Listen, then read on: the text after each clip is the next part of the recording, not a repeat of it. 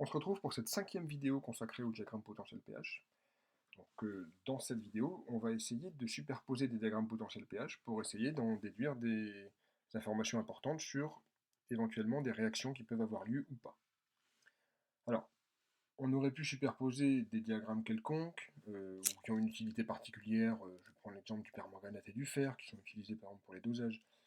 Nous, il ne faut pas oublier une chose, c'est que nous allons commencer cette semaine le cours sur les courbes d'intensité potentielle et le phénomène de corrosion. Donc ce qui m'intéresse surtout, c'est de voir le comportement des différents métaux vis-à-vis de l'eau et du dioxygène. Donc j'ai choisi ici de vous présenter deux diagrammes potentiel pH, celui de l'aluminium et celui du cuivre, et systématiquement de les superposer à celui de l'eau. Et on va essayer d'en déduire quelques informations. Alors, on va commencer par l'aluminium. L'aluminium, si on regarde bien, son domaine de prédominance, il est là. Donc, le domaine de prédominance du métal, on va l'appeler le domaine d'immunité. Donc, le domaine d'immunité de l'aluminium, il est là.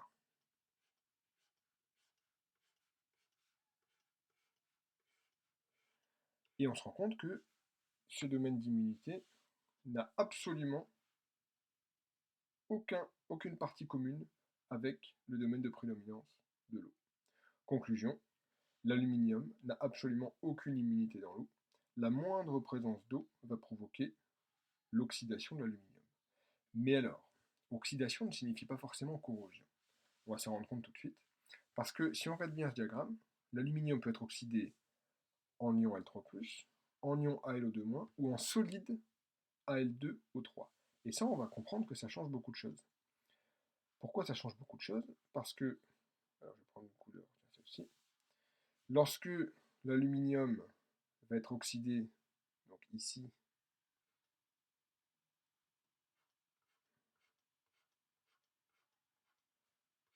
sous forme d'ion Al3+, ou sous forme d'ion AlO2-, bah là on a vraiment une perte de solide transformée en ion, donc c'est vraiment ce qu'on va appeler la corrosion. Corrosion.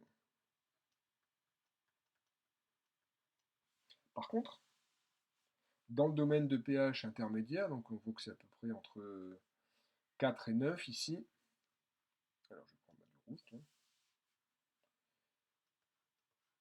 l'aluminium n'est pas oxydé en ion, mais on a un autre solide. Donc pour l'aluminium, c'est ce qu'on appelle l'alumine.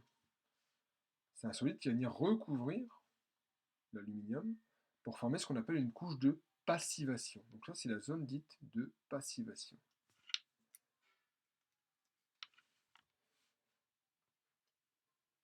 Et ça, c'est très important. Pourquoi c'est très important? Parce qu'une couche de passivation, ça peut venir protéger un métal. En l'occurrence, l'aluminium, vous avez déjà constaté qu'il ne se corrode pas facilement. Pourquoi? Parce que, comme on voit que l'aluminium n'a absolument aucune zone d'immunité, puisque sa zone d'immunité n'est pas du tout commune avec la zone de l'eau, eh bien, spontanément, il va être oxydé. Mais puisque entre pH 4 et 9, on est dans la zone de passivation, à moins qu'on y mette un liquide extrêmement acide ou basique, naturellement, l'aluminium à l'air ou dans l'eau neutre, eh bien, va former cette couche d'alumine, cette couche de passivation qui va le protéger d'éventuelles corrosions.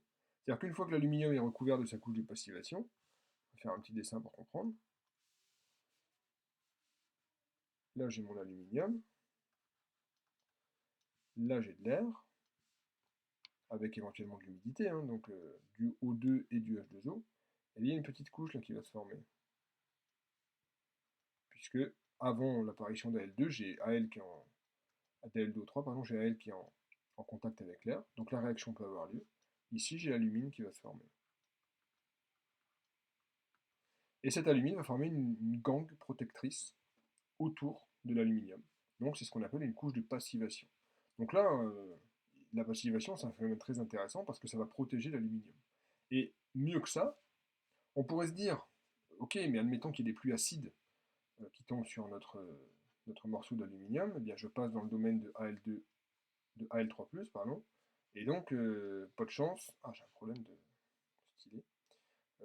Si je passe dans le domaine d'Al3+, corrosion. La couche de L2O3 se dissout, Et donc, de nouveau, mon aluminium se retrouve à l'air libre ou face à l'eau et va être corrodé.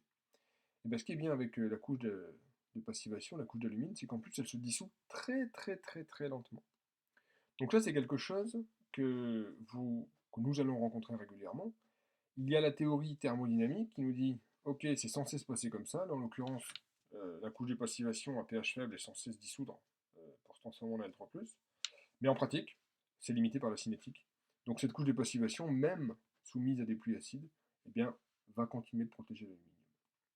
Donc si je résume, zone du métal, domaine d'immunité, qui ici en fait n'existe pas vraiment l'immunité, puisqu'elle n'a aucune zone commune avec l'eau, et encore moins avec le O2. Les zones correspondant aux ions, c'est le domaine de corrosion, et donc si on se place dans ce domaine de pH, eh bien, le métal va être corrodé, donc détruit et transformé en ions qui vont passer en solution. Par contre, la zone où on fabrique un autre solide, c'est la zone de passivation. Alors justement, si je regarde le diagramme du cuivre, là il y a une différence notable, c'est que le domaine du cuivre a une partie commune avec le domaine de l'eau. Donc le cuivre, lui, a une vraie immunité dans l'eau. Donc on avait dit que c'était du orange, immunité, voilà. Voilà ici la zone d'immunité du cuivre dans l'eau.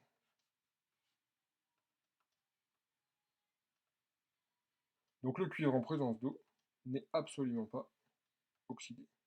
Par contre, le problème, c'est que la zone de prédominance du cuivre n'est pas commune avec celle de O2.